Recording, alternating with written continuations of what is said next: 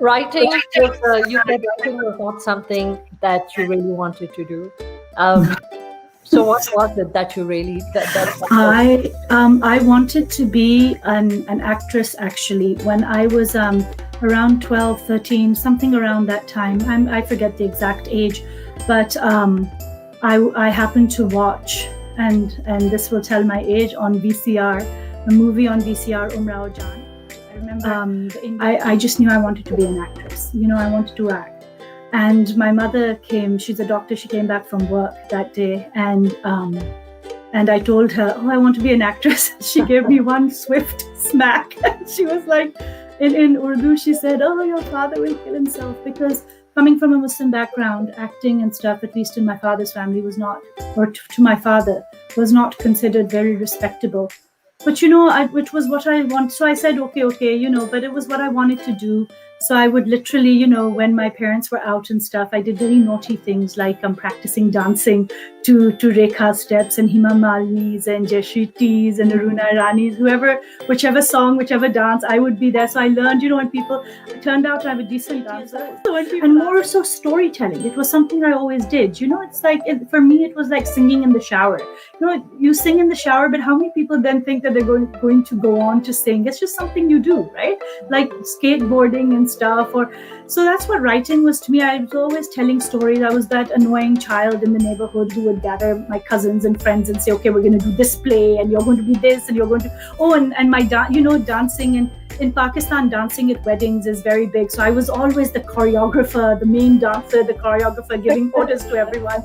So, and I would write plays and stuff. So I was always writing, but it was nothing I meant to ever do professionally or serious. So, I mean, it's a form of creativity. It's a form of expression, to be able to showcase your thoughts and feelings, and to be able to, put them into, give formation to them.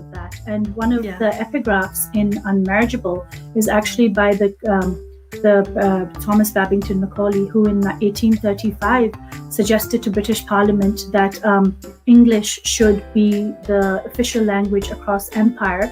And by that, he clearly means, and it's written in the speech in Unmarriageable's epigraph in the beginning, that he wanted to create confused people who were white in spirit but brown in color. And I guess he wanted to, have split identities, split loyalties and stuff. And Unmarriageable is one of Professor Nalini Iyer of Seattle University. She was interviewing me for one of my books. She said that Unmarriageable is Babington Macaulay's worst nightmare.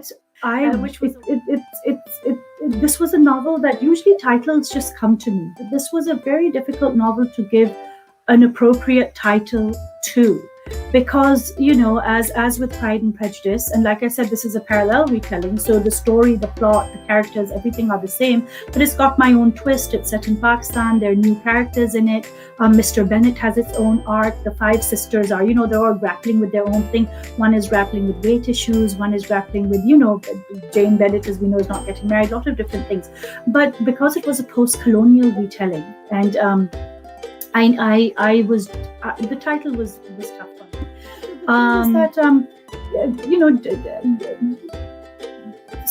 So many different families, so many different ways of upbringing, of what your belief is and in your value system.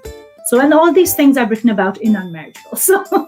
So it's set completely in Pakistan.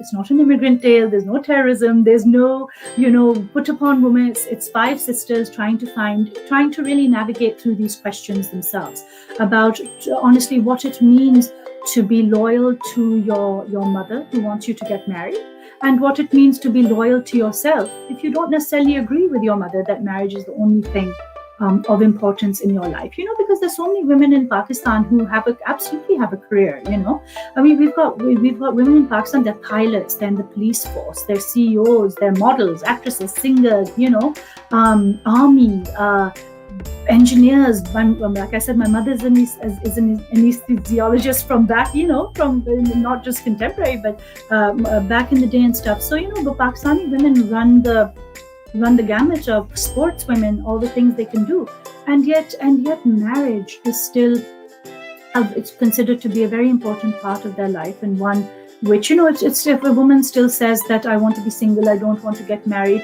I think in the US also it raises a few questions and stuff, as to why not. Because it's considered such a part of our life and what we should. Are you specifically referring to the Pakistanis or the Desis of US?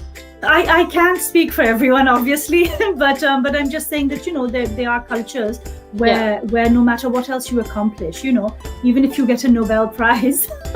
I remember I was watching a documentary of Malala Yousafzai, and they're crossing a parking lot or something, and she's and she's so obviously highly accomplished and everything, and yet her mother was a bit worried about when you're getting married, and I just found that culturally very cute.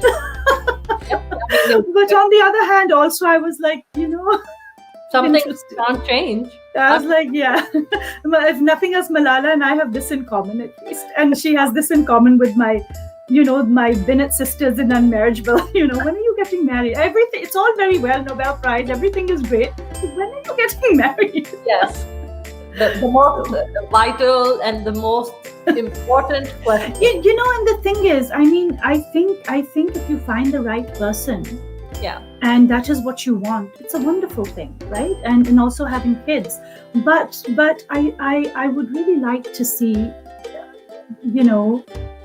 that if you do not want to get married, or you don't find the right person, or you don't want to have children, that this becomes very normal also, that there aren't raised eyebrows and whispers and what's wrong with her, can't she have children, and any of that sort of stuff, and I think that is slowly happening. There are a lot of the key factor in a lot of this is obviously financial independence, something that men have just enjoyed since time immemorial, and perhaps the gender roles, the more traditional gender roles of mother and provider and stuff, were there for biological reasons to begin with. But over time, obviously, women are now earning, sometimes out-earning men in so many fields and so many respects. Especially, I think I was of the cusp generation where we had just begun to, where the thought of obviously being educated, making your own money was there. Your journey in getting your book published, what advice would you give to the authors who, or I should say aspiring authors, or people who write and they dream about publishing their book? Publishing is cutthroat. It's hard to get published, and then once you get published, they're the reviews, they're the finding readers, etc. Very hard for you. I really think that, and usually when it comes to the creative arts, most people enter it because they have a passion for it, whether it's singing, whether it's painting, whether it's acting, writing and stuff. Most people enter these because there's not a lot of money usually to be made in this. And if you're looking for fame and stuff, I think stick to modeling and acting. Writing doesn't have that sort of thing anymore. So if you want to be a writer, then I feel that you're doing it because you really have a passion to express yourself through words, and that's what it really is at the end of the day. We all express ourselves in different ways. Even hobbies are expressions. Even knitting is a form of expression, So with writing, if that's your passion, then absolutely give it a go and stick to it. And if you're passionate enough, I think sooner or later something will come out of it. So on that note, another episode comes to an end. Once again, thank you for carving out the time to hear what was shared on today's podcast.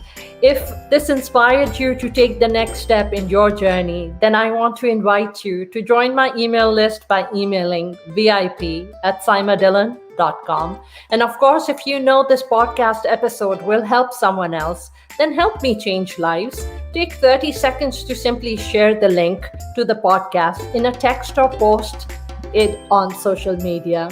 I will be so grateful. Until next time, thank you for being here. And thank you for joining us today.